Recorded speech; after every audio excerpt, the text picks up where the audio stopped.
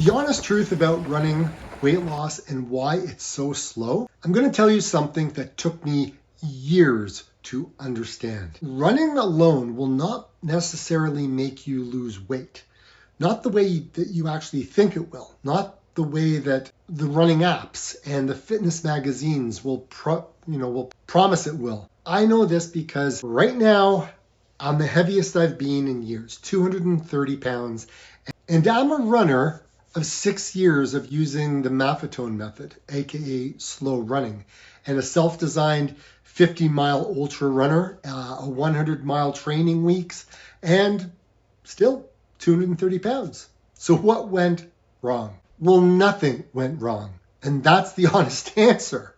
My body did exactly what bodies are designed to do. And until I understood that, I kept expecting running to fix the problem that it was never built to fix on its own. This video, I'm going to tell you the real biology of why running weight loss is so slow, the mistake most runners make that actually causes them to hold on to their fat, and the plant-based nutrition trap that I fell into myself, and the missing ingredient that almost nobody talks about. And at around the 10-minute mark of the video, I'm actually going to reveal what I call the runner's paradox, and it's the reason why running more can actually make you gain weight. Stick around for that because it changed how I think about everything to do with running. Now let's get into it.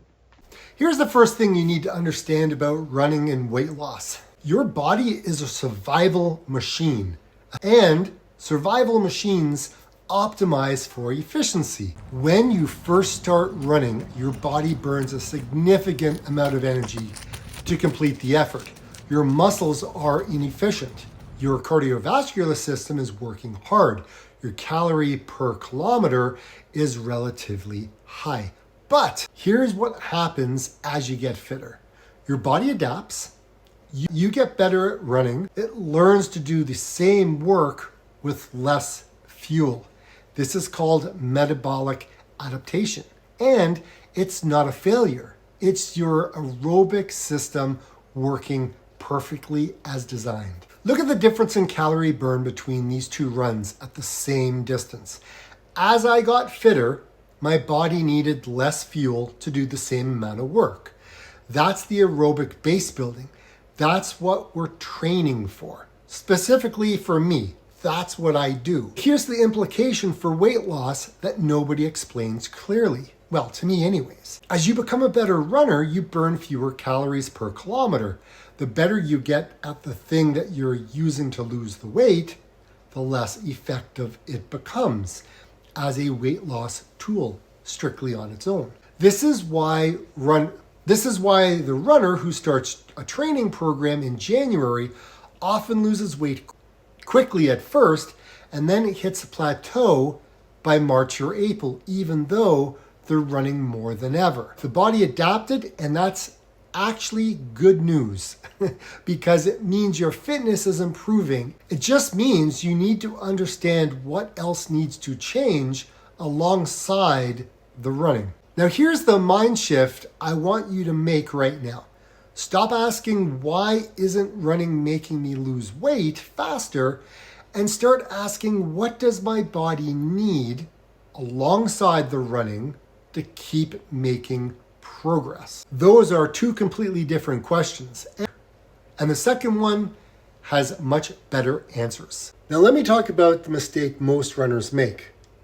The one that I made for years before I understood the Maffetone method, way of training, aka slow. Running too hard. Seriously, running too hard. Look, not dramatically too hard. Not just hard enough to spike your cortisol, the stress hormone your body releases in response to the physical effort. Here's why cortisol matters for weight loss. When cortisol is elevated, your body reads that as a survival threat. And in survival mode, your body holds on to fat, specifically around the abdomen, okay? Around my belly. It's what it's doing right now, keeping me alive. It's a protective mechanism built over millions of years of evolution. And the research is consistent on this. Chronic high intensity exercise elevates cortisol. Elevated cortisol promotes fat storage. So the runner who's grinding it out hard, effort after hard effort, thinking they're burning more calories and losing more fat, is actually triggering a hormonal response that works against fat loss. It promotes fat storage. This is the MAF connection that most people miss. Running slowly, generally slowly, heart rate under your MAF ceiling keeps cortisol low. Your body isn't in a stress response mode, it's in a recovery and building mode. And critically, at low intensity, your body is burning fat as its primary fuel source rather than burning through all the carbohydrates. I know it's hard to be a slow person on the trail. I've been there, I'm still there, people pass me all the time. Your pace, you're looking embarrassingly slow on STRAVA, the ego taking a hit on every single run. But look, here's what I've learned after 6 years of using this MAF slow training. The slow runs are the ones that build the fat burning engine in the first place. The hard runs spike cortisol and burn carbohydrates. If weight loss is part of your goal, the slow runs are the best tool to get there. It doesn't mean never running hard. It just means building the aerobic base first, so when you do run hard, your body has the metabolic machinery to handle it without going into a stress response mode. And to kind of keep you out of the injury box, because I don't know about you, but I've gotten injured on a track pretty quickly. Okay, the runner's paradox that I promised, this is the start, and here it is. Running more can make you gain weight. I'm rolling my quads. Not always, not inevitable, but it's real. And it's happening to more runners than realize it. Here's how it works. When you increase your running volume significantly, your body responds 3 ways that can all work against weight loss simultaneously. First, appetite increases. Ow. Oh, that hurts so much. Oh, I have to switch. First, appetite increases, and research consistently shows that endurance exercise, particularly at the higher intensities, significantly increases appetite in the hours and days after training. Your body is demanding fuel it burned. And if you're not paying attention to what you're eating in response to that hunger signal, you can easily eat back every single calorie you burned and more. I know, because I've done it lots of times. Second, as we've already covered, cortisol rises with volume and intensity. More running, more cortisol, more fat retention signal. Third, and this is the one that catches plant-based runners, specifically for me, increased training volume often leads to increased consumption of high carbohydrate foods. Because you're tired, you're hungry, and carbohydrates are quick and easy and satisfying. And I know this cycle intimately. During my injury right now and the hard months of last year in 2025, when running dropped off, I reached for baked bread goods, right? Comfort carbohydrates. The running disappeared, but the eating habits that running had been partially compensating for, they stayed. And the result is 230 pounds, isn't it? So the paradox isn't that running is bad for you. It's running is one of the best things I've ever done for my health. The paradox is that running more without managing the hormonal response, the appetite response, and the nutrition response can produce the opposite result of what you're looking to what you're looking for, what you intend, and what you intended for. But more running isn't automatically the answer. Smart running plus smarter eating, I would say, is the answer to that. Okay, I got to get up off the floor and talk about the next one. Oh, okay, we got to go to the kitchen for this one. I'll see you there in a second. Ow. Okay, let me talk about the nutrition trap, specifically for plant-based runners, because this one is close to home for me, if you know what I mean. If you mean following the channel, you know what I'm talking about. I earned this mindset, okay? You go for a run, you burn the calories, you feel good about yourself, and then you eat a giant pasta dinner or high-calorie vegan treat because you earned it, Dave, right? The problem is that 5 or 6 or 7 or even 10-kilometer run at an easy pace burns like 3, 4, maybe up to 800, 900 calories for most runners. A large pasta bowl with olive oil can contain 600 to 800 calories.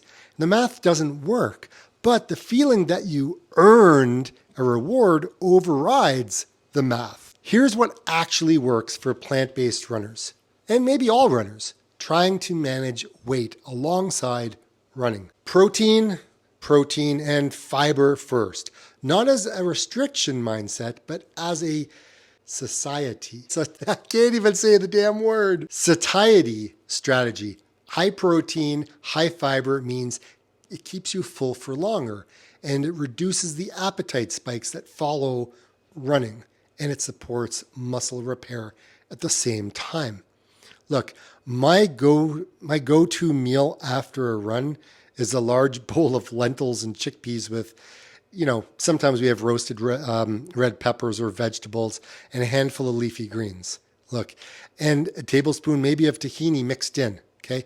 High volume, high nutrition and density, generally satisfying, and it doesn't undo the run that I just did.